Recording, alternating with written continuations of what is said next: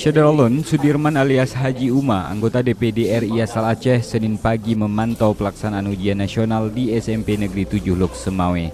Di Lok Semawe sendiri, peserta ujian tingkat SMP ini mencapai 4.000 lebih dengan jumlah sekolah 39 unit.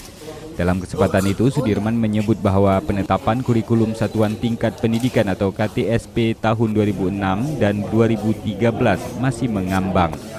Alasannya masih banyak daerah yang melaksanakan KTSP, tapi ada juga daerah yang melaksanakan kurikulum 2013, namun mengisi data pokok pendidikan 2013. Daerah yang mana kita harapkan ini menjadi satu motivasi kepada murid-murid kita dan menjadi standar pendidikan secara. Dari Lok Semawe, Jafaruddin, Serambi On TV.